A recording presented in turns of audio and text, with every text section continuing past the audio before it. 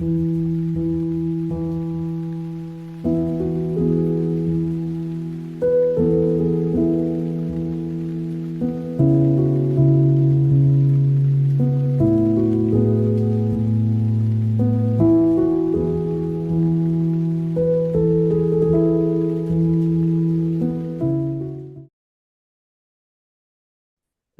యతో నిచ్చరతి యతో యతో నిచ్చరతి మనశ్చంచలమస్థిరం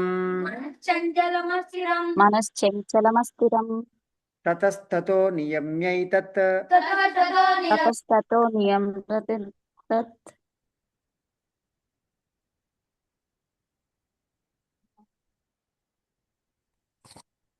ఆత్మన్నేవావశం నయేత్ ఆస్మన్యేవావసం నయేత్ ఆత్మన్యేవావశం నయేత్. ఇక్కడ మనకి అది చదవంగానే మాకు బాగా అర్థమవుతుంది. యతో యతో నిచ్చరతి అంటే నిశ్చలంగా ఉండదు కదా ఇది మనసు. యతో యతో నిచ్చరతి ఎప్పుడు కూడా అటు ఇటు తిరుగుతూనే ఉండదు, చంచల స్వభావం కలది. అలాగే స్థిరము లేనటువంటిది అగు మనస్సు ఏ కారణము చేత దేని యందును కూడా సంచరించుతున్నదో దాని దాని దాని వద్ద నుండి విడిపించి ఆత్మ యొక్క వశమును అప్పగించవలను అని చెప్పి ఇక్కడ మనకి భగవంతుడు చెప్తున్నా ఉన్నారనమాట. తతస్తతో అంటే దేని దేని ఎందైతే సంచరిస్తూ ఉందో దాని నుంచి తీసుకొచ్చి నియమ్యైతత్ అంటే ఒక నియమం ప్రకారంగా మనం సాధన చేస్తాం కదా, దాన్ని సాధన చేస్తేనే మనసు కంట్రోల్లోకి వస్తుంది, లేదంటే సాధన చేయకపోతే రాదు, ఎవ్వరి తరం కాదు. అందుకనే మనకేం చెప్పుకున్నా, అభ్యాస వైరాగ్యం తన్నిరోధ. అభ్యాసము వైరాగ్యము చేస్తేనే ఉంటేనే ఈ యొక్క మనసు కంట్రోల్లోకి వస్తుంది. అది ఆత్మన్యేవ వశం నయేత్. అది సో కాబట్టి ఈ చంచల స్వభావం ఉన్నటువంటి మనసును కూడా మరలించవచ్చు. మరి ఒక సారి అటు ఇటు పోనివ్వకుండా దాన్ని ఆత్మవశంలో ఉంచేసామనుకోండి, ఆత్మకి ఎప్పుడైతే మనసు వశమైందో దాన్ని మాస్టరీ ఓవర్ మైండ్ అంటాం అనమాట. మాస్టరీ ఓవర్ మైండ్ అంటే మైండ్ దేని కంట్రోల్ ఉంది? ఆత్మవశంలో ఉంది. ఆత్మ ఎవరు? మనమే ఆత్మ. మనసు మనం కాదు. మనసు అనేటువంటి సంచల స్వభావం కలిగింది, అది మనం కాదు. ఈ శరీరం కూడా మనం కాదు. శరీరం కేవలం ఒక వాహనం లాగా అనమాట అది. సో కాబట్టి ఈ శరీరాన్ని మనసుని మనం ఆత్మస్వరూపులుగా ఎదిగి అంటే ఆత్మజ్ఞానాన్ని పొందితే అది వస్తుంది. అందుకనే మనం అలా చెయ్యాలి అంటే ఆత్మయందు మనసుని స్థిరం చేయాలి ఫస్ట్. చేస్తే అది చంచలంగా వెళ్ళిపోకుండా ఉంటుంది. అప్పుడు ఆ ధ్యానంలో నువ్వు నిలబడతావు. ఎప్పుడైతే నీ మనసు నిలబడిందో అప్పుడు ఆ మనసు పూర్తిగా ఆగిపోయే స్థితి వస్తుంది. అప్పుడు నీ నిజస్థితి తెలుస్తుంది. అంటే నువ్వు ఎవరు అనేటువంటిది నువ్వు తెలుసుకోగలుగుతావు. అది కావాలంటే ఎంత టైం పడుతుంది? కొన్ని జన్మలు పట్టవచ్చు కూడా. కానీ ఎంత పట్టుదలగా చేయాలంటే అభ్యాస వైరాగ్యం అనేటువంటిది చాలా ముఖ్యమైనటువంటిది. కాబట్టి దాన్ని చాలా జాగ్రత్తగా సాధన చేసుకుంటారు. అందుకని తతస్తతో నియమ్యైతత్ ఆత్మన్యేవ వశం నయేత్. అది ఆత్మ వశంలో ఉంచుకోవడానికి నిరంతరం ప్రయత్నం చేస్తూనే ఉండాలన్నమాట. అట్లా అంటే ఇప్పుడు ఒక డ్రామా వేస్తున్నారు అనుకోండి, ఒక మనిషి వెళ్ళి అర్జునుడు వేసాడు, ఒక మనిషి వెళ్ళి కృష్ణుడు వేషం వేశాడు. ఇలా వేషాలు వేసుకుని డ్రామా వేస్తున్నారు. ఆ డ్రామా అయిపోయిన తర్వాత వీళ్ళిద్దరూ కృష్ణుడు అర్జునుడు లాగా మార్కెట్లోకి అలా వెళ్ళిపోయారు. అప్పుడు ఏమనుకుంటారు మనుషులందరూ? పిల్లలు పిచ్చోళ్ళు అనుకుంటారు. అవునా కాదు? అంటే అట్లా వెళ్ళిపోయి అర్జున బాణములిమ్ము అని చెప్పి అన్నాడు అనుకోండి. అది సినిమా అందరూ డైలాగులు ఇక్కడ వాడాడు అనుకోండి, బయట ఎలా ఉంటుంది? కరెక్ట్గా ఉంది. అలాగే ఇది కూడా అంతే. ఈ జీవితం అనేటువంటిది ఒక డ్రామా. ఆ అర్జునుడు వేషం వేసినటువంటి వాడికి నేను అర్జునుని కాదు, నేను వేషం వేసానని తెలుస్తుంది కదా. అలాగే మనం కూడా మరి మనం ఒక శరీరాన్ని ధరించి ఉన్నాం. ఈ శరీరం నేను కాదు, నేను ధరించాను అంతే. ఇది ఒక వేషం వేసుకున్నాం అంతే అనేటువంటిది మనకు తెలవాలి కదా. కానీ ఇప్పుడు తెలవట్లేదు. ఇప్పుడు తెలవకుండా ఏం చేస్తున్నాడు? నేనే అర్జునుడు అనుకుంటున్నాడు. అంటే నేనే ఆ రోల్లో అయిపోతున్నాడు, జీవించేస్తున్నాడు. నటించడం అంటే జీవించేసాడు అంటారు. అదే ఆ రోల్‌లో నేనే ఇది అనుకుని చెప్పేసి అనుకుంటున్నాం అనమాట. అంటే ఆ డ్రామాలో నువ్వు అర్జునుడిని, నేనే కృష్ణుడిని అని చెప్పేసి నువ్వు పూర్తిగా ఇన్వాల్వ్ అయిపోయావు. ఆ బయటకొచ్చిన తర్వాత స్టేజ్‌కి దిగిన తర్వాత నువ్వెవరు అంటే మర్చిపోతాడనమాట. అంటే ఆ యొక్క నాలెడ్జ్ పోయింది. ఎందుకంటే ఇంత ప్రీవియస్ జన్మలో మనం ఎవరు, ఎక్కడి నుంచి వచ్చాము ఇదంతా తెలవదు కదా! డ్రామా అంటే అప్పటికప్పుడు గంటలో అయిపోతది. కానీ ఇది కొంచెం టైం పడతది కదా! ఒక 50 సంవత్సరాలో, 100 సంవత్సరాలో పడుతుంది. ఈ జీవిత కాలంలో ఇదంతా ఆహ్, ఈ ఈ మాయా ప్రపంచంలో ఇన్వాల్వ్ అయిపోతుందనమాట. అది ఎందుకు ఇన్వాల్వ్ అవుతుందని చెప్పారు ఇక్కడ భగవద్గీతలో? త్రిగుణాత్మకమైనటువంటిది. త్రిగుణాలతో కూడినటువంటి ఈ యొక్క మాయ అది విడిపించుకోవడానికి వీలు కాదు. సత్వ, రజస్తమో గుణాలతో కలిసి ఉంటదది. మరి అలాంటప్పుడు ఆ మాయ నుంచి ఎవ్వరు బయటపడలేరు. ఆ మాయలో ఇన్వాల్వ్ అయిపోయి నేనిదే అనేసుకుంటారనమాట. So, అదనేసుకుంటే okay. ఈ శరీరం వదిలేసిన తర్వాత ఎవరు నువ్వు మరి? అనేటువంటిది మనకు తెలవదు గదా! సో, దాన్ని తెలుసుకోవడం కోసం ఆహ్, ఈ మహర్షులందరూ కూడా అనేక రకాలైనటువంటి యోగ సాధనలని మనకి ఇచ్చి ఉన్నారు. ఫర్ ఎగ్జాంపుల్ మనం రమణ మహర్షి గారిని తీసుకున్నాం అనుకోండి. రమణ మహర్షి గారు ఏమిచ్చారు? "నువ్వు ఆత్మజ్ఞానాన్ని పొందడానికి నేను ఎవరినో అనేది తెలుసుకోవడానికి ప్రయత్నించు. నేను ఎవరిని అనేటువంటి ప్రశ్న యేసుకుంటూ సెల్ఫ్ ఎంక్వైరీ" అని చెప్పారు. సెల్ఫ్ ఎంక్వైరీ ద్వారా ఆత్మయందు మనస్సుని స్థిరపరచడం అన్నమాట. అదే ఇక్కడ తతస్తతో నియమ్యైతత్ ఆత్మన్యేవ వశం నయేత్. అంటే మనస్సును ఆత్మయందు ఆత్మ వశములో ఉంచాలి అంటే ముందు ఈ మనసుకు ఒక క్వెషన్ ఇచ్చేయాలి. ఇప్పుడు చూడండి మామూలుగా ఒక పిల్లవాడున్నాడనుకో, ఏదైనా ఇప్పుడు ఇటు 10 సార్లు రాయి, లేదంటే ఇంకొద్దిగా ఎంగేజ్ చేస్తాం మనం. అలాగా దీన్ని ఈ మనసుని తీసుకెళ్ళి దాని మీద ఉండు. అలాగే ఈ మనసుల మీదని ఆత్మయందు లగ్నం చేయడం కోసం ఏం చేస్తాం?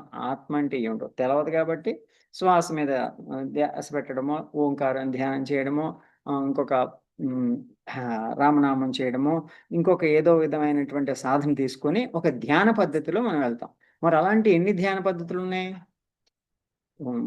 కొంతమంది యోగులు లిస్ట్ చేసిన ప్రకారంగా రామకృష్ణ పరమహంస వారి టైం వచ్చేసరికి 1350 రకాల ధ్యాన పద్ధతులు ఉన్నాయి. అన్ని ధ్యాన పద్ధతుల్లో ఒక్కొక్కళ్ళు ఒక్కోటి మైండ్‌ఫుల్‌నెస్ అంటారు, హార్ట్‌ఫుల్‌నెస్ అంటారు, రకరకాలు ఇంకా రకరకాలు చెప్తారు. ఇవన్నీ ఉంటాయి. కానీ అసలు కాన్సెప్ట్ ఏంటనేది మర్చిపోకూడదిక్కడ. Base concept. అదంతా ఎక్కడ చెప్పారు? భగవద్గీతలో చెప్పున్నారు. సో, కాబట్టి ఈ యోగంలో చెప్పినటువంటి ఈ డిఫరెంట్ పద్ధతులన్నిటిని తీసుకొని ఒక్కొక్కళ్ళు ఒక్కొక్క పద్ధతి తీసుకొని వాళ్ళు ఒక్కొక్క విధానంలో ముందుకెళ్ళిపోతూ ఉంటారు. సాధన చేసుకుంటూ. అంటే వాళ్ళు అదే ధ్యానము అనుకుంటుంటారు. అంటే ధ్యానము అంటే ఏంటి ఇక్కడ? ఇక్కడ తతస్తతో నియమ్యైతత్ ఆత్మన్యేవ వశం నయేత్. అంటే మనసుని ఆత్మవశం ఎప్పుడైతే చేస్తామో నువ్వు నిజ స్థితి తెలుసుకుంటావు. అందుకనే రమణ మహర్షి గారు మీరెప్పుడైనా సమయం దొరికితే సహజ స్థితిలో నీ సహజ స్థితిలో ఉండని చెప్పి ఒక బుక్ రాశారనమాట. ఆ బుక్‌ని చదవండి. దాంట్లో చాలా అద్భుతంగా ఇచ్చారు. సహజ స్థితిలో ఉండు. చాలా సింపుల్. అసలు ఫస్ట్ టైటిల్ చదివితేనే మనకు అర్థమవుతుంది. నీ సహజ స్థితిలో ఉండు అంటే, మనం ఆత్మస్థితిలో ఉండాలి ఎప్పుడు కూడా. శరీర స్థితిలో ఎందుకుంటాం? ఈ శరీరాన్ని ఓన్లీ ఒక వాహనంలాగా వాడుకోవాలంతే. ఆపరేట్ చేయాలి. దీన్ని ఆపరేట్ చేసి దీన్ని ఏదో దానికి మంచి పనికి వాడుతూ ఉండాలంతే. నీకొక వెహికల్, ఒక కారుందో, లేదంటే ఒక బండుందో, సైకిలుందో, దాన్నేం చేస్తాం? ఏదైనా పనుంటే దాన్ని యూజ్ చేసుకుంటాం. అలాగే ఈ శరీరంతో ఏం పనుంటుంది? ఈ ప్రపంచానికి సంబంధించినటువంటి ఏదైనా ఇతరులకి సహాయం కావాల్సినటువంటి ఉంటే ఈ శరీరాన్ని ఉపయోగించాలి అని చెప్పి పరోపకారార్థం మిదం శరీరం అని చెప్పి మన శాస్త్రం చక్కటి ఆహ్, స ఉపదేశాన్ని ఇచ్చింది. దాన్నొదిలేసి ఈ శరీరము ఈ యొక్క శారీరక సుఖాలను అనుభవించడానికని చెప్పి మోసపోతాడు మనిషి. అదే మోహం అన్నమాట. మాయ, మోహం, అజ్ఞానం ఇవన్నీ పదాలు వాడుతూ ఉంటాం. అప్పుడేం చేస్తుంటాడు? ఇంకా సుఖం కావాలని కోరుకుంటూ ఉంటాడు. ఇంకా ఏదైనా కష్టం వచ్చి తట్టుకోలేడు. తపస్సు అంటే ఏంటి? ఎండ్యూరెన్స్ అన్నమాట. అంటే ఈ డ్యుయాలిటీస్ ఉండదు. శీతోష్ణ సుఖదుఖాలు ఉంటాయి చూసారా? ఆ రెండిటిని కూడా ఒకే విధంగా తీసుకోగలిగేటువంటి తత్వాన్ని తపస్సు అంటారన్నమాట. మరి ఆ తపస్సు స్థితికి ఎదగాలంటే ఏం చేయాలి? ఇది ప్రాక్టీస్ చేయాలి. యాహ్! ఇక్కడ చెప్పినటువంటి శ్లోకంలో 26 శ్లోకంలో చెప్పిన యతో యతో నిచ్చరతి మన చంచలమస్థిరం మనశ్చంచలమస్థిరం తతస్తతో నియమ్యైతత్ తతస్తతో నియమ్యతత్ ఆత్మన్యేవావశం నయేత్. ఆత్మన్యేవ వశం నయేత్. కాబట్టి మనం ఆ వేషధారణలో ఉన్నటువంటి ఆ డ్రామాలో ఉన్నటువంటి వేషధారణని మనం కాదు అనేటువంటి విషయాన్ని మనం తెలుసుకుని, ఓ నేను నిజమైనటువంటి నేను ఇది అనేటువంటిది మనం ఇక్కడ తెలుసుకోగలుగుతాం. ఆ దాన్ని ఈ పాత్రలో ఉన్నటువంటి పేర్లు పెట్టుకుని ఉంటాం కదా, ఆ ఏదో పేరు పెట్టుకుంటాం. రామ్మని కృష్ణ పెట్టుకుంటాం, శ్రీనివాసన్ పెట్టుకుంటాం, లక్ష్మి అని పెట్టుకుంటాం, ఇలా రకరకాల పేర్లు. కానీ నిజంగా నువ్వు అదా కాదు. అది కేవలం ఇప్పుడు ఏదో ఈ శరీరానికి పెట్టుకున్న పేరు అంతే. అది ఈ శరీరానికి ఒక పేరు పెట్టావు. ఇప్పుడు మనం శంఖాలు ఊదినప్పుడు పెట్టుకున్నాం కదా, పాంచజన్యం ఋషికేశో దేవదత్తం అని వాళ్ళు శంఖాలకు పేర్లు పెట్టారు. వాళ్ళు శంఖాలకు పేర్లు పెట్టారు. అలాగే ఈ శరీరాలకు కూడా మనం పేర్లు పెట్టాం.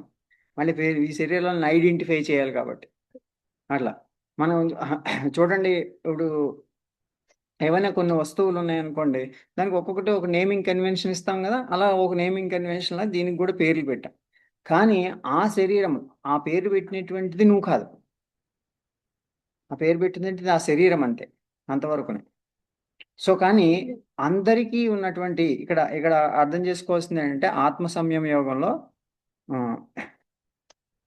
ఎప్పుడైతే ఈ యొక్క మనసు ఆత్మస్థితి యందు నిలబడుతుందో, ఆత్మ కంట్రోల్లోకి వచ్చేస్తుందో, అంటే మన కంట్రోల్లోకి మనసు తీసుకుంటామో, ఈ మనసులో వచ్చేటువంటి భావజాలం అంతా కూడా ఏమొస్తుంది, ఏదో ఒక ఇది అపోహలో, లేదంటే ఈ యొక్క త్రిగుణాలతో సంబంధించినటువంటి కోరికలో ఇలాంటివే వస్తూ ఉంటాయి.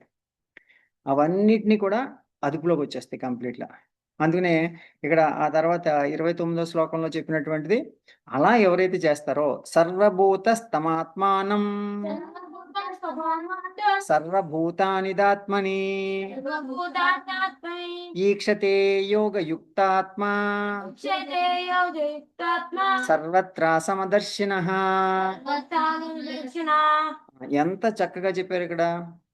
యోగంతో ఎవరైతే ఐక్యమైనటువంటి వారు అయితే ఉంటారో, అంటే యోగంతో ఐక్యం అవడంటే ఇప్పుడు చెప్పారు కదా ఇంతకుముందు శ్లోకంలో, మనసుని ఆత్మ కంట్రోల్లోకి ఇచ్చేసినాడు. అలాంటి వాళ్ళు యోగంతో ఐక్యమైనటువంటి వాళ్ళు అన్నిటి యందు సమదృష్టి కలిగి ఉందరు. ఎందుకంటే ఆత్మస్థితి అంటే ఏంటి, ఈ శరీరాలు అనేటువంటివి వేరువేరుగా కనపడినప్పటికి కూడా మనందరిది ఒకటే ఆత్మస్వరూపం అనేటువంటి తెలుస్తుంది. కాబట్టి అందరినీ సమదృష్టితోటి చూడగలుగుతారు.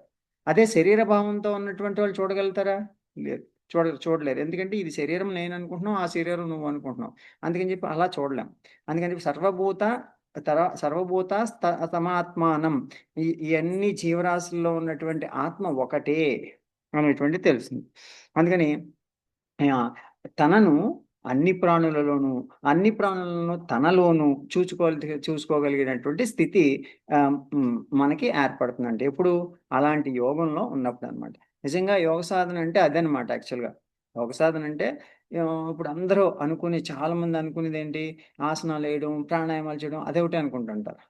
కానీ నిజంగా యోగము అంటే ఏంటంటే యూనియన్. ఇక్కడ అదే చెప్పారు, యోగముతో ఐక్యమైనటువంటి వాడైన వారు ఎవరైతే ఉన్నారో వాళ్ళు సమదృష్టితో ఉంటారు అని చెప్పి. అంటే అంతటా కూడా ఆత్మస్వరూపంతో చూస్తారు. అలా సమదృష్టి ఎప్పుడైతే వచ్చిందో మనకి సుఖ దుఃఖాలతో సంబంధం ఉండదండి. ఇంక ఏది కూడా మనసుని చలింప చేయు. ఏది జరిగినప్పటికి కూడా అన్నీ అలా జరిగిపోతూ ఉంటాయి అంతే. ఇది న్యాచురల్ అనేటువంటి తెలుస్తుంది. అది ఎంత ఇబ్బందికరమైనటువంటి అంశమైనా అవ్వచ్చు. కానీ అవన్నీ చెరింపజాలవు. ఇది కేవలం తాత్కాలికం కదా, ఇది ఒక డ్రామా కదా అనేటువంటిది ఎప్పుడూ తెలుస్తూనే ఉంటుంది. ఎందుకంటే ఇదంతా జరిగేదంతా ఒక నాటకమే కదా. ఇదంతా ఈ ఈ ఈ విశ్వంలో ఉన్న భూమి అనేటువంటి స్టేజ్ మీద, భూమి ఎంత ఉందో ఇంతే, స్టేజ్ ఎంత ఉంటుంది ఇంతే ఉంటుంది కదా. ఆడియన్స్ చాలా పెద్ద ఆడియన్స్ ఉంటారు. అలాగే ఇదంతా కూడా ఈ ప్రపంచం అంతా, విశ్వం అంతా ఆడియన్స్ ఉండగా ఈ స్టేజ్ మీద మనం ఒక యాక్షన్ చేస్తా ఉన్నాం దాంట్లో. మనం చూసుకున్నట్టు నిజంగా చూసినట్టయితే ఇది నేను అనుకుంటే ఎంత అజ్ఞానమో చూడండి. ఈ విశ్వం అంతా నిండి ఉన్నటువంటి ఆత్మస్వరూపాన్ని వదిలేసి ఈ శరీరాన్ని నేను అనుకోవడం ఎంత అజ్ఞానం. ఈ శరీరం ఒక ఇసుక రేణు అంత కూడా ఉండదు యాక్చువల్గా చూస్తే మొత్తం విశ్వంలో కనిపించదు. అది కూడా చాలా చాలా టెంపరరీ. పోనీ ఇది ఎన్నో వేల సంవత్సరాల నుంచి నడుస్తూనే ఉంది ఈ యొక్క సృష్టి అంతా. మరి దాంట్లో నువ్వు ఎంతకాలం ఉంటావు? ఈ శరీరం ఎంతకాలం ఉంటుంది? ఈ శరీరం మళ్ళా ఏ విధమైనటువంటి ఫార్మేషన్ జరుగుతుంది? ఈ పంచభూతాల నుంచి తయారై మళ్ళా పంచభూతాల్లో కలిసిపోతుంది. మరి అటువంటి అనిత్యమైన శరీరం గురించి ఇన్ని తాపత్రయాలు ఉండాలా? ఒకసారి ఆలోచించండి. ఎంత ఎంత అజ్ఞానంలో బతుకుతున్నాం మనం. ఇది ఒక్కసారి అర్థం చేసుకున్నట్టయితే మనలో ఉన్నటువంటి ఈ ఈ యొక్క డిప్రెషన్‌లో, యాంగ్జైటీలు అసలు మీనింగ్ ఉంటదా ఆటికి? అసలు అనవసరమైన ఆలోచనలు ఎందుకొస్తాయి? ఏమొస్తాయి? ఎందుకంటే శరీర భావం వల్ల వస్తున్నాయి అంతే. అజ్ఞానం వల్లే కలుగుతున్నాయి. కాబట్టి అటువంటి అజ్ఞానాన్ని పూర్తిగా తొలగించడం కోసం ఎంత చక్కగా చెప్పారంటే 29వ శ్లోకంలో ఆహ్, సర్వత్రా సమదర్శినః అది. ఈక్షతే యోగయుక్తాత్మ అంటేనే యోగయుక్తాత్మ అంటే యోగముతో ఐక్యమైనటువంటి వాడనమాట. అది. కాబట్టి రా ఇక్కడ నెక్స్ట్ శ్లోకంలో 31వ శ్లోకంలో సర్వభూత స్థితం యో మాం సర్వభూతం యోని భజత్యేకత్వమస్థితః భజతేకత్వమాస్థితః భజత్యేకత్వమాస్థితః భజతేకత్వమాస్థితః సర్వధా వర్తమానోపి సర్వదా వర్తమానోపి సయోగి మయి వర్తతే. సయోగి మయి వర్తతే. అంటే ఉన్నది ఒకటే అనేటువంటి నమ్మి, అంటే సమస్త భూతజాలములు అంటే ఇవన్నీ వేరువేరుగా కనపడుతున్నప్పటికి కూడా అన్నీ ఒకటే అని ఎప్పుడైతే నమ్మేవో అప్పుడు అన్నీ ఒకే విధంగా కనపడతాయి. అక్కడ మనకి పార్వతీ పరమేశ్వర్ల యొక్క కుటుంబం చూసామనుకోండి, అందులో ఏముంటాయి? 2 శత్రువులు ఉంటాయి. ఒక పాము ఉంటుంది, నెమలు ఉంటుంది. అలాగే ఒక ఎద్దు ఉంటుంది, పూలు ఉంటుంది, సింహం ఉంటుంది. ఈ రెండిటికి పడుతుందా? పడదు. ఆ రెండు వేరే, అన్ని కలిసే ఉంటాయి అక్కడ. అన్ని కలిసే ఉంటాయి అక్కడ. సో కాబట్టి సర్వత్రా సమదర్శిన అంటే అన్ని జీవరాశుల్లోనూ కూడా అదే ఆత్మస్వరూపాన్ని చూస్తే ఇవన్నీ వేరువేరుగా కనబడుతున్నాయంటే ఈ రెండు మన శత్రువులు అని మనం అనుకుంటున్నాం. ఎప్పుడైతే ఈ యొక్క పార్వతీ పరమేశ్వరులతో ఐక్యమైనయో అవన్నీ సర్వత్రా సమదర్శిన, అన్ని ఒక్కటైపోయి ఐక్యమైనవి అని అట్లా అనమాట. సో ఇక్కడ సమస్తమైనటువంటి జ్ఞానము కలిగినటువంటి వాడు ఈశ్వరుడు కడు దూరంగా ఎక్కడో ఉన్నాడని చెప్పి అనుకోడు. అంతటా నిండి ఉన్నటువంటి ఈశ్వరుణ్ణి ఎప్పుడూ చూస్తూనే ఉంటాడు. సో అతడు మనం ఏమనుకుంటూ ఉంటాం? దేవుడు అంటే అక్కడెక్కడో ఉంటాడు కొండ మీద. నీవు ఉండేదా కొండపై, నేనుండేది నేలపై అని చెప్పి మన పాటలు కూడా పాడుతూ ఉంటాం. అంటే ఆ యొక్క స్థితి అది అటువంటిది అనమాట. సో అక్కడి నుంచి ఇదంతా నేను ఉండేదంటే ఈ శరీరం ఉండేది ఇక్కడ అనేటువంటి స్థితికి వచ్చి ఆత్మస్థితికి ఎదగాలన్నమాట అక్కడి నుంచి. నెక్స్ట్ శ్లోకంలో నిన్న చెప్పుకున్న వాటిలో కొంచెం రివ్యూ చేసుకోవాల్సింది అతి ముఖ్యంగా అర్జునుడు వారు అడిగిన క్వశ్చన్ ఒకటి ఉంది కదా, మన అందరికీ వస్తుంది అనుకున్నాం. అర్జున ఉవాచ 33వ శ్లోకం. యోయం యోగస్తయా ప్రోక్తః సామ్యేన మధుసూదన వీతస్యాహం న పశ్యామి చంచలత్వా స్థితిం స్థిరాం. ఓ మధుసూదన, ఇక్కడ సమత్వముగా చూచుట అనేటువంటిది వాడారు కదా. సమత్వంగా చూడడం అంటే ఏంటి? ఇక్కడ సమత్వంగా చూడడం అని చెప్పి నువ్వు అన్నావు కదా. మరి ఈ సమత్వంగా చూడడం ఎంత సింపుల్ ఎలా అవుతుంది? నువ్వు చాలా సింపుల్గా చెప్పేయడం చెప్పేశావు.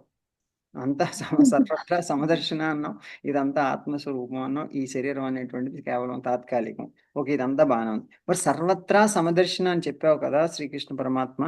మరి ఈ స్థిరంగా ఈ కానీ ఈ మనసు అనేటువంటిది ఉన్నావు కదా, నువ్వు ఆత్మ యందు నిలపమని చెప్పేశావు. ఇంత చాలా సింపుల్గా ఉంది, నువ్వు చెప్పింది ఏంటో అంటే చాలా చాలా ఈజీ అనిపిస్తా ఉంది. కానీ అక్కడ చెప్పారనమాట, ఈ స్థిరంగా లేనటువంటి చంచలమైనటువంటి మనస్సుతో ఎలా డీల్ చేయాలి, ఏ విధంగా అసలు దీన్ని ఎలా కంట్రోల్ చేయడం ఎలా ఫస్ట్. నువ్వు చెప్పడం బాగానే చెప్పేసావు, కానీ ఈ ఆత్మస్థితిని చేరుకోవడం ఎలా అని చెప్పేసి అడిగి, చంచలం హి మన కృష్ణ ప్రమాది బలవద్రుడం తస్యాహం నిగ్రహం మన్యే మన్యే వాయురివ సుదుష్కరం. దుష్కరం. ఇప్పుడు వాయువు అంటే చాలా బలమైనది కదా, మరి ఆ గాలిని ఆపడం కంటే కూడా కష్టమైనటువంటి మనసును ఆపడం కదా అని చెప్పేసి ఇక్కడ వెంటనే ఇంకొక ప్రశ్న వెంటనే అడిగేశారు. చంచలమైనటువంటి మనసు ఇది, చంచలింహి మన కృష్ణ ప్రమాది బలభద్రుడం. అది కూడా మామూలు చంచలమైందా, చాలా బలమైంది, చాలా చాలా ఈ మనసు అనేటువంటిది చాలా బలమైంది, మామూలు కంట్రోల్ చేయడానికి సాధ్యం కానిది అని చెప్తున్నారు అన్నమాట. ఓ కృష్ణ, మనసు చంచలమైనది, క్షోభ పెట్టేటువంటిది. అది ఎలా క్షోభ పెట్టేస్తుంది, టెన్షన్ పెట్టేస్తుంది. మరి టెన్షన్, ఈ క్షోభ, ఈ యొక్క ఇవన్నిటి యొక్క ఈ దృఢమైనటువంటి మనసుని పోనీ ఏమన్నా టెన్షన్ పెట్టినప్పుడు ఏదైనా నేను ఇది కాదని అనుకోవడం కుదురుతుందా అంటే కుదరట్లేదు. మరి ఈ మనసుని ఎలా అదుపు చేయడం ఎట్లా? మరి అంత సింపుల్గా నువ్వు ఇక్కడ చెప్పేసావు, కానీ అది ఆ విధంగా మనసుని తయారు చేసుకోవడం ఎలా, అణచిపెట్టి దీన్ని అణచిపెట్టి ఉంచడం చాలా కష్టం కదా, ఇదే డామినేట్ చేసేస్తుందే దానిలో వచ్చినటువంటి భావాలు. ఫర్ ఎగ్జాంపుల్ మనకి ఏదైనా భావం వచ్చిందనుకోండి, బాధ వచ్చిందనుకోండి, అది అన్నింటినీ డామినేట్ చేసేస్తుంది. చూడండి, మనసులో ఏదైనా ఒకటి స్ట్రాంగ్ వచ్చిందనుకో, ఒక ఫీలింగ్, ఒక హ్యాపీ వచ్చిందనుకో, మిగిలిన మర్చిపోతాడు. ఇంకా గంతులే. ఇంకా బాధ వచ్చిందనుకో, ఇంకా దాంట్లో ఇంకా ఏడుస్తూ కూర్చుని ఇంక మిగిలినవన్నీ మర్చిపోయి అసలు తన బలాన్ని మర్చిపోతే అన్నీ మర్చిపోవడం, అట్లా అంతలా అనమాట. ఏదైనా అప్సెట్ అయిన డిప్రెషన్లోకి వెళ్ళిపోయాడు, అన్నీ ఇంకా ఇంత ముందు చేసినవి అసలు నేను ఎవరిని అవన్నీ మర్చిపోతారు అనమాట. అవన్నీ మర్చిపోయి మొత్తం డిప్రెషన్లోకి వెళ్ళిపోయి అదొక డిసీజ్ అనుకుని చెప్పేసి మళ్ళీ దానికి ఒక ట్రీట్మెంట్ కూడా. మనం ఎంత విచిత్రమో చూడండి. సో ఇట్లా మనిషి అంత విచిత్రంగా అయిపోతూ ఉంటాడు అనమాట. సో అదే ఇక్కడ అడిగిన క్వశ్చన్. అసలు మరి ఇలాంటి మనసునేమో అణిచిపెట్టి ఉంచడం చాలా కష్టము. ఈ అణిచిపెట్టి ఉంచడం అంటే మీకు నిమాన్స్ ఇలాంటి కొంచెం మెంటల్ హాస్పిటల్లో తెలుస్తూ ఉంటుంది. ఈ అణిచిపెట్టి ఉంచడం అనేటువంటిది ఏంటంటే, ఈ మనసుని అణిచిపెట్టి దాంట్లో కొన్ని మెంటల్ డిసీజెస్ ఉంటాయి. ఓసిడి ఇది సిజనోఫీనియా అని చెప్పి ఇట్లాంటివి అనమాట. ఆ సిజనోఫీనియా అంటే ఏంటంటే వాళ్ళకి ఆ మనసులో ఇలాంటివి వచ్చేస్తుంటారు, రకరకాల ఫీలింగ్లు, ఎవరినో హేట్ చేసేస్తుంటారు, అనేక రకాలుగా బిహేవ్ చేస్తుంటారు. సో ఆ బిహేవియర్ అంతా ఎలా వచ్చేస్తుంటుంది, ఈ మెంటల్ డిసీజ్ ఎట్లా వచ్చింది, ఆ మనసు అనేటువంటిది నిజంగా చూస్తే ఈ మనం ఈ జీవితంలో చూసినట్టయితే అయ్యో నేను ఎంత పిచ్చిగా బిహేవ్ చేశానో అనిపిస్తూ ఉంటుంది మామూలుగా. అంటే నిమెన్స్లో ఉండేటువంటి పిచ్చి వచ్చినోడు వేరే విషయం, మామూలుగా ఉండే ప్రపంచంలో ఉండేవాళ్ళు కూడా మనం ఎలా బిహేవ్ చేస్తున్నది ఒక పిచ్చి బిహేవియర్ లాగా అనిపిస్తుంది అనమాట. మనం నిజంగా మనల్ని ఈ స్థితి నుంచి బయటకు తీసుకుని చూస్తే అయ్యో నేను ఇలా బిహేవ్ చేస్తున్నాను, నేను ఇలా మాట్లాడుతున్నాను, నేను ఇలా డిప్రెస్ అయిపోయినా, నేను ఇలా బాధపడ్డానా, ఏంటిది ఈ పరిస్థితి ఏంటి అని మనకి అర్థమవుతుంది అనమాట. ఎప్పుడు మనం ఈ స్థితి నుంచి తీసుకుని నేను ఆత్మస్థితిని అనే అటువంటి స్థితి నుంచి చూస్తే, కానీ ఆ స్థితి రావాలి కదా. అందుకని ఇక్కడ అంత క్షోభ పెట్టేస్తుంది, ఇది చాలా బలమైంది, దీన్ని అణిచిపెట్టడం ఇంపాసిబుల్, ఆ గాలిని అణిచిపెట్టడం అనేది చాలా కష్టము అని చెప్పేసారు ఇక్కడ. చెప్పేసి మరి దానికి ఆన్సర్ చెప్పమన్నారు. చెప్పమంటే శ్రీ భగవాన్ వాచ అసంశయం మహాబాహో స్వయం మహాబాహో మనోదుర్నిగ్రహం చలం మనోదుర్విగ్రహం చలం అభ్యాసేన తు కౌంతేయ అభ్యాసేన తు కౌంతేయ వైరాగ్యేణ చ వైరాగ్యేన గృహ్యతే. చ గృహ్యతే వైరాగ్యేన చ గృహతే. ఇక్కడ చూడండి పదం ఏం వాడారో, అసంశయం మహాబాహో అన్నాడు. అంటే నువ్వు మహాబాహువులు ఉన్నటువంటి వాడు గొప్పవాడివి, అయినా నీ మనసు నువ్వు ఈ మహాబాహువులతో ఏమీ కంట్రోల్ చేయడు, అది ఫిజికల్ పవర్ ఏమి పని చేయదు అని చెప్పేసి ఇక్కడ అర్థం అనమాట. అంటే మహాబాహో అంత బలమైనటువంటి వాడికే మనసును కంట్రోల్ చేయడం కుదరదు. అంటే ఈ శక్తి physical energy is not enough అనేటువంటిది ఇక్కడ మనకి క్లియర్గా అర్థమవుతుంది. అసంశయం మహాబాహు అనగానే మనం ఫస్ట్ అర్థం చేసుకోవాలి. మనోదుర్నిగ్రహం చలం. మనోదుర్విగ్రహం చలం మనోదుర్నిగ్రహం చలం అంటే మనస్సును నిగ్రహించడము చాలా కష్టం. అసంశయం మహాబాహు అంటే నీ దాంట్లో డౌటే లేదు, నువ్వు చెప్పింది 100% కరెక్ట్ అని చెప్పి శ్రీకృష్ణ భగవానుడు తను చెప్పిన దానికి అగ్రీ చేస్తూ అభ్యాసేన, మరి దానికి ఆన్సర్ చెప్తున్నారు. ఇప్పుడు అభ్యాసేన తు కౌంతేయ వైరాగ్యేణ చ గృహ్యతే. సో దానికి మరి ఏ విధంగా కంట్రోల్ చేయాలి? ఏ విధంగా కంట్రోల్ చేయాలంటే, అయినప్పటికీ కూడా ఓ కౌంతేయ, కుంతి కుమారుడా, అభ్యాసము చేతను వైరాగ్యము చేతను దానిని నిగ్రహించవచ్చు. ఇక్కడ కుంతి కుమారుడు అని ఎందుకు వాడారు? తల్లి కుంతీదేవికి ఉన్నటువంటి సహనం అంత గొప్పదన్నమాట. సహనం అంత గొప్పది. అంటే అభ్యాసం చేసేటప్పుడు మనకి అంత సహనం ఉండాలి కుంతిదేవిలాగా. అర్థమైందా? అంత సహనంతో మనం చేయాలన్నమాట. అందుకని ఇక్కడ కుంతి పుత్రుడా అని వాడారు. సో కాబట్టి అమ్మకున్నటువంటి సహనాన్ని ఒకసారి గుర్తు తెచ్చుకుంటాడు కదా, మళ్ళీ అమ్మ పేరు గుర్తు చేశారు కాబట్టి అందుకని కౌంతేయ అని వాడారు ఇక్కడ, కుంతి పుత్రుడా. సో కాబట్టి ఆ కౌంతేయ అని వాడంగానే మరి కుంతీదేవికి ఉన్నటువంటి ఆ సహనం మరి పిల్లవాడికి కూడా రావాలి కదా. సో ఆ సహనాన్ని తిని తెచ్చుకుంటాడు. ఆ సహనంతో ఈ యొక్క సాధనని చేయాలి, అభ్యాసం చేయాలి. ఎలా చేయాలి అభ్యాసాన్ని? వైరాగ్యంతో చేయాలి. మళ్ళీ నువ్వు వైరాగ్యం లేకుండా ఇవన్నిటి మీద మనసుని పోనిచ్చేస్తూ చేస్తే అవ్వదు. కాబట్టి వైరాగ్యం అనేటువంటిది తప్పనిసరి అని చెప్పి అభ్యాస వైరాగ్యం అనేటువంటి చెప్పారన్నమాట. సో కాబట్టి ఇక్కడ మనసుని తీసుకెళ్ళి ఈ ప్రాపంచిక విషయాల నుంచి మరలించి ఈశ్వరుని యందు ఆత్మయందు నిలపడమే అభ్యాసము. అది అభ్యాసం అంటే మీనింగ్ అనమాట. ఇక్కడ మనం క్లియర్గా అర్థం చేసుకోవాల్సింది. మరి వైరాగ్యం అంటే ఏంటి? వైరాగ్యం అంటే అనిత్యమైనటువంటి వస్తువుల మీద ఏమాత్రం వ్యామోహం లేకపోవడము. అనిత్యమైనటువంటి శరీరం మీద కూడా వ్యామోహం ఉండకూడదు అనమాట. అది అనిత్యమైనటువంటి వస్తువులు ఏటి మీద కూడా వ్యామోహం ఉండకూడదు.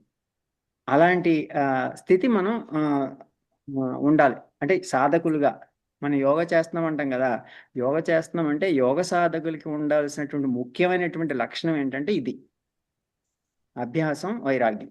ఇది ఉంటేనే యోగ సాధనలోకి ఎంటర్ అయినట్లు లెక్క. సో కాబట్టి అప్పుడు వరకు నేదో జస్ట్ ఊరికే ఎక్సర్సైజ్ అటు ఇటు ఎగురుతున్నాం అంతగా అంటే తప్ప ఇంకా యోగ సాధనలోకి ఎంటర్ అయినట్టు కాదు. అట్లా అది కాసేపు అట్లా అంత చేస్తా. అందుకని చాలా మంది చూస్తుంటారు కదా, నేను యోగా స్టార్ట్ చేశాను ఇంకా మనసు కంట్రోల్ అవ్వట్లేదు అనుకుంటుంటారు కదా. సో కానీ ఆ మనసు కంట్రోల్లోకి ఎప్పుడు వస్తుందంటే అభ్యాస వైరాగ్యం తన్నిరోధ, పతంజలి యోగ సూత్రాల్లో క్లియర్గా చెప్పేశారు. కానీ అంతవరకు ఎవరు వెళ్ళకుండా నాకు చాలా ఆసనాలు వచ్చేసినాయి, నేను సూపర్ అని చెప్పి అనుకుంటుంటారు అనమాట. అట్లా కాబట్టి ఏంటంటే శరీరాన్ని వంచడం కంటే కూడా మనసుని వంచడం చాలా కష్టం. అందుకనే ఈ మనసును వంచడం ఎలాగా అని అడిగారు. అందుకనే ఇక్కడ మహాబాహు అని వాడారు కదా. మహాబాహువులు కడిగినటువంటి వాడు పోనీ శరీరం ఫ్లెక్సిబిలిటీ లేదా అంటే అర్జునుడికి ఉన్నంత ఫ్లెక్సిబిలిటీ ఎవరికీ లేదు, అన్నంత కాన్సన్ట్రేషన్ కూడా ఎవరికీ లేదు, అంత గొప్ప జ్ఞానము ఎవరికి, అంత గొప్ప జ్ఞాని, అంత గొప్ప కాన్సన్ట్రేషన్ ఉన్నటువంటి వాడు, మహా తపస్శాలి, అంత గొప్పవాడు అడిగాడు ఈ ప్రశ్న. అయినప్పటికీ కూడా అలాంటి వాడికి కూడా మనసుని అదుపు చేయడం సాధ్యం కానప్పుడు మనలాంటి వాళ్ళు ఎంతండి చెప్పండి. మరి కాబట్టి అర్జునుడి వారికి మనకి ఈయన సజెస్ట్ చేసింది ఏంటి? అభ్యాస వైరాగ్యం అనేటువంటి సజెస్ట్ చేశారు. కాబట్టి అది ఎంత గొప్ప ఆన్సర్ అంటే ప్రపంచంలో ఎవరు ఎక్కడ అడిగినా కానీ ప్రశ్న ఇదే ప్రశ్నని అమెరికాలో వివేకానంద స్వామిని అడిగారు అక్కడ, అమెరికన్ అడిగాడు. అలాగే అది ఎప్పుడూ అడుగుతూనే ఉంటారు ఆ ప్రశ్న.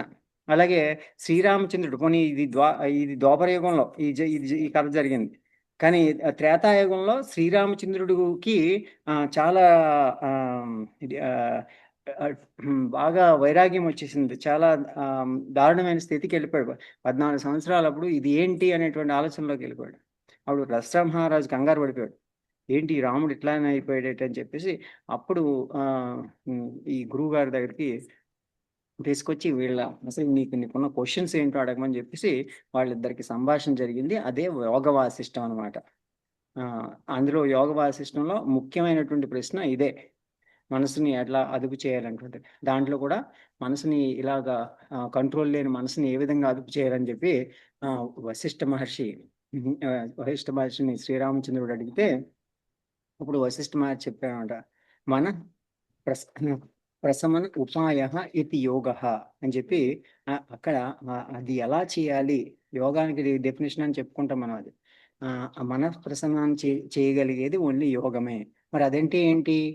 అది అభ్యాసము వైరాగ్యము అని చెప్పారన్నమాట. అది వశిష్ఠ మహర్షి శ్రీరామచంద్రుడికి చెప్పారు. అలాగా ఇప్పుడు ఎక్కడ ఇలాంటి ప్రశ్న వచ్చినప్పుడు కూడా ఇదే ఆన్సర్ జరుగుతుంది. చూడండి, పతంజలి మహర్షి అదే చెప్పారు. వివేకానంద స్వామి కూడా అక్కడ కొన్ని మన దేశం అంటే కానివాడి ఎక్కడో దేశం ఉన్నది. దేశం ఏదో వేరైనా మనిషే. ఎక్కడైనా దేశంతో సంబంధం లేదు.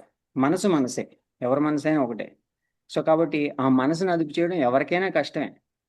అది నేను ఒక అబ్బాయి నేను ఇండియాలో పుట్టితే కష్టం అవుతుంది, లేదంటే అమెరికాలో పుడితే సులువు అవుతుంది, అలాగే ఏముండదు. ఎక్కడ ఎక్కడ పుట్టినా మనిషే. కాబట్టి ఏంటంటే డిప్రెషన్లో వెళ్ళి కూడా అక్కడనే వెళ్తూ ఉంటాడు. కాబట్టి యాక్చువల్గా ఎక్కువ పిచ్చోళ్ళు ఎక్కడ ఉన్నారంటే అమెరికాలో ఉన్నారు, ఎక్కువ మంది. అంటే అనేక రకాలైనటువంటి మెంటల్ డిసీజెస్లు అనమాట. సో ఇవన్నీ ఎందుకు? మెటీరియల్ డిజైర్స్ పెరిగిపోవడం వల్ల అనమాట. అందుకని దాని నుంచి వైరాగ్యం కలగాలంటే ఎంత కష్టం ఆలోచించండి. వాటి మీద ఎంత డిజైర్స్ ఉండిపోతున్నాయి. మెటీరియల్ డిజైర్స్ పెరిగిపోయే కొద్దీ కూడా పిచ్చి పెరుగుతుంది. అలా మెటీరియల్ డిజైర్స్ ఎంత పెంచుకుంటా పోతే అంత టెన్షన్, స్ట్రెస్ పెరిగిపోతాయి. అది రజోగుణం అనమాట. ఆ రజోగుణంతో వచ్చేది బీపీ, ఇలాగ అనేక రకాల వ్యాధులు వచ్చేస్తూ ఉంటాయి అన్నమాట. ఇవన్నీ మెటీరియల్ డిజైర్స్ వల్ల వచ్చేటువంటి వ్యాధులు. అంటే మనసు అదుపు లేకుండా స్ట్రెస్ తోటి, టెన్షన్ తోటి బతకడానికి కారణం ఏంటంటే ఎక్స్పెక్టేషన్స్. చాలా ఎక్స్పెక్టేషన్స్ వచ్చేస్తాయి, కంపారిజన్స్ వచ్చేస్తాయి, ఇంకా అనేక రకాల కోరికలు మనసుతో నిండిపోతూ ఉంటాయి. ఇవన్నిటిని కూడా ఎలా అదుపు చేస్తావు? కేవలం అభ్యాసం, వైరాగ్యంతోటే. కాబట్టి దానికి కావాల్సిందల్లా లక్ష్య నిర్ధారణ. అందుకని వివేకానంద చెప్పారు, rise awake, stop till reach goal is reach అన్నారు. ఫస్ట్ అసలు గోల్ లేకుండా, ఒక లక్ష్యం లేకుండా, జీవితానికి ఒక లక్ష్యం లేకుండా ఇవన్నీ సాధ్యం కాదు. చూద్దాం ఆ తర్వాత, ఇవన్నీ ఇప్పుడు నుంచి ఎందుకో బాబోయ్, ఇవన్నీ అభ్యాసం తర్వాత ఎప్పుడో చూద్దాం అంటే అనుకుంటాడు అనమాట. చాలా మంది ఇదే అనుకుంటూ ఉంటారు. ఇప్పటి నుంచి అభ్యాసం వైరాగ్యం అయితే ఇంకా జీవితం ఏంటి అని అనుకుంటూ ఉంటారు అనమాట. అంతే, చచ్చాడు ఇడు. ఎప్పుడో ఇంకా పేషెంట్ అయి కూర్చుంటాడు, హాస్పిటల్లో ఉంటాడు. ఇంకా అభ్యాసం ఏంటి, వైరాగ్యం ఏంటి, ఇంకేం రాదు. ఇంకా అన్ని సెలైన్లు వస్తాయండి, సెలైన్లు, అది ఆక్సిజన్ మాస్కులు తప్ప అభ్యాసం లేదు, వైరాగ్యం లేదు. అది సో కాబట్టి ఏంటంటే అభ్యాసం వైరాగ్యం అంటే ఒంట్లో శక్తి ఉండగా చేయాలి తప్ప అయిపోయిన తర్వాత, ఓపిక అయిపోయిన తర్వాత చేద్దాం. చాలా మంది ఇది తప్పు చేస్తుంటారు అనమాట. అది ఇంపాసిబుల్.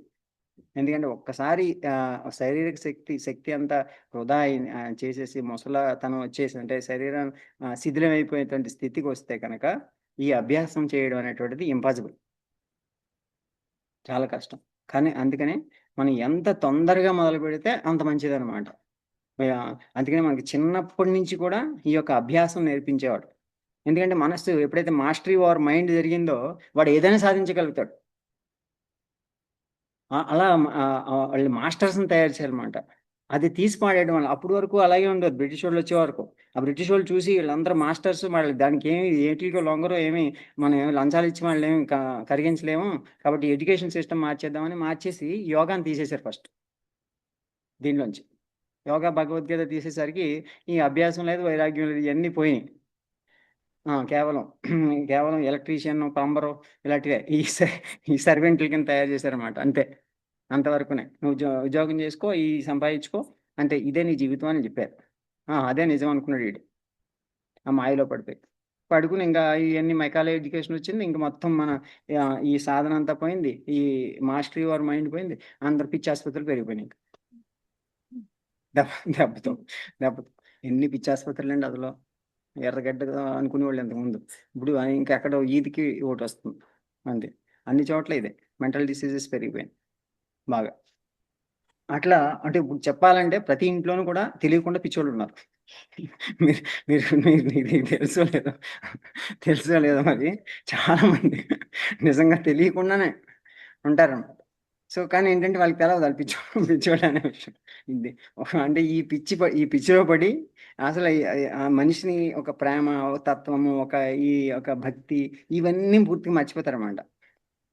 మర్చిపోయి ఈ నిజమైనటువంటి ఆనందాన్ని అనుభవించలేరు. జీవితాన్ని అసలు సరైన విధానంలో వాడుకోరనమాట. టైం అంతా, జీవితం అంతా వృధా చేసేసుకుంటారనమాట. ఇప్పుడు దేనికైనా ఉపయోగిస్తారంటే దేనికి ఉపయోగించరు. దేనికి వేస్ట్ చేస్తారు. చూడండి 99% జనాలు ఎలా ఉన్నారో లేదో చూడండి మీరు. అంతా టైం అంతా వృధానే, కొన్ని దేనికి ఉపయోగించడం అట్లానే ఉంటుంది. సో కాబట్టి ఏంటంటే ఇదంతా మాయామోహం అనమాట. త్రిగుణాత్మికంలో రజస్తమో గుణాలు, తమో గుణం మోహంలో పడేస్తుంది మనిషిని నిద్రా బద్ధకాలతోటి. రజోగుణం ఏమో కోరికలతోటి, కోపంతో, ఇలాంటి వాటి అన్నిటిని కూడా ఈ మెటీరియల్ డిజైర్స్ తోటి అంతటి కూడా మోహంలో పడేస్తుంది మనిషిని. ఇంకా సత్వగుణం ఏమో ఇవన్నీ అంటే ఇక ఈ కొంతమంది చూడండి ఏదో దానికి అటాచ్ అయిపోతూ ఉంటారు. ఒక ఒక పని చేసుకోవడంలోనో ఇంకో దాంట్లోనో ఏదో ఒక దానికి అంకితం అయిపోతుంటారు. కానీ నిజంగా దాని నుంచి బయటపడలేరు. అలా కాబట్టి ఏంటంటే ఈ మూడిటి నుంచి, త్రిగుణాల నుంచి బయటపడాలి. త్రిగుణాల నుంచి గుణాతీత స్థితికి ఏర్పడడమే ఆత్మస్థితి అనమాట.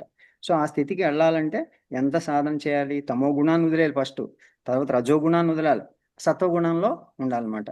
అందుకనే ఆయుస్సత్వ బలారోగ్య, సాత్విక ఆహారాన్ని తింటూ రజోగుణం తమో గుణాన్ని తగ్గించుకుంటూ వెళ్తే సత్వగుణంలోకి వస్తాం. సత్వగుణం నుంచి మనం గుణాతీత స్థితికి వెళ్ళడం సులువు అనమాట. అది కాబట్టి అభ్యాసం అంటే ఇంత వర్కౌట్ ఉందన్నమాట చుట్టూ. కాబట్టి నేడు పూర్వము ధ్యానము చేయుటకు మనసును నా మనస్సు ఎందున్నటువంటి చెడు తలంపులను కూడా, కోరికలు మొదలైనటువంటి సకల కర్మలను కూడా కడిగి శుభ్రపరచున్నట్లుగా భావించుకుని తర్వాత ఆ స్థలము యందు భగవానుని ప్రతిష్ఠించుకొని ఆ యొక్క నా బిడ్డలారా మీరును కూడా అట్లే చేయుడు అని చెప్పి శ్రీ రామకృష్ణ పరమహంస ఈ యొక్క బోధనలో దీనికి ఎక్స్ప్లెనేషన్గా చెప్పారన్నమాట. అంటే యోగము ప్రతిష్ఠించుకోవడం అంటే ఏంటంటే, మనం చూడండి ఒక టెంపుల్ కట్టామనుకోండి, దాంట్లో ఏం చేస్తూ ఉంటారు? ప్రతిష్ఠ చేస్తారు. అంటే ఏంటి? దాంట్లో ఉన్న చెత్త అంతా తీసేసి మొత్తం అంతా కడిగి దాంట్లో భగవంతుని ప్రతిష్ఠిస్తాం. అంటే ఏంటి? మనసులో ఉన్నటువంటి చెత్త అంతా తీసేసి దాంట్లో భగవంతుని ప్రతిష్ఠింపజేస్తే అదే నిజమైనటువంటి టెంపుల్ అనమాట. అది నిజమైనటువంటి ప్రతిష్ఠ అంటే. సో అలా చేయమని చెప్పారు అక్కడ. అంటే ముందు ఆ ప్రతిష్ఠ బయట ఒక పూజలాగా, ఒక ఇదిలాగా పెట్టుకోవడం ఎందుకంటే, ఇక్కడ ఇప్పుడు చూడండి రామకృష్ణ పరమహంస కాళికాదేవిని పూజించేటువంటి అక్కడ ఆ పూజించినటువంటి తత్వం ఏంటది? అక్కడ ఉన్నటువంటి చెడునంతటిని తొలగించేసి, అంటే మనసులో ఉన్నటువంటి రాక్షసుల్ని తొలగించాలంటే కాళికాదేవి ఉండాలి అక్కడ. మనసు చాలా బలమైంది కదా, అందుకని చెప్పి కాళికాదేవిని అక్కడ పూజలో ఉంచేవాళ్ళు అనమాట. అందుకనే కాళికాదేవిని రామకృష్ణులు, తెనాలి రామకృష్ణులు కూడా వారికి కూడా అదే అనుగ్రహం. దాని ద్వారానే అట్లా ఈవెన్ కాళికాదేవి అనుగ్రహంతో కాళిదాసు మహాకవి, వారందరూ కూడా ఎంతో జ్ఞానాన్ని పొందిన మహాజ్ఞానులు అనమాట. మరి అటువంటి జ్ఞానాన్ని పొందడం కేవలం అటువంటి మహాశక్తిని ఉపయోగించినప్పుడే జరుగుతుంది. అందుకని ఈ జన్మలో జరగడం కోసం అది వారు చెప్పింది అదనమాట. సో కాబట్టి మనసులో ఉన్నటువంటి అదంతా తొలగించి, చెడునంతటిని, మలినాలన్నింటినీ తొలగించి భగవంతుని ప్రతిష్ఠించు అని చెప్పారన్నమాట. ఓం తత్సదితి ఓం తత్సదితి శ్రీమద్భగవద్గీతాసు భగవద్గీతాసు ఉపనిషత్సు ఉపనిషత్సు బ్రహ్మ విద్యాయాం బ్రహ్మవిద్యాయాం యోగశాస్త్రే యోగశాస్త్రే శ్రీకృష్ణార్జున సంవాదే శ్రీకృష్ణార్జున సంవాదే ఆత్మసంయమయోగో నామ అదషష్టోధ్యాయః. త్వమేవ మాతా చ పితా త్వమేవ బంధూ చ సఖా త్వమేవ విద్యాం ద్రవిణం త్వమేవ సర్వం మమ దేవదేవ త్వమేవ సర్వం మమ దేవదేవ. కూడా పరమాత్మ స్వరూపంగా భావించి ఒక్క 2 నిమిషాలు ధ్యానంలో కూర్చోండి స్ట్రైట్ గా.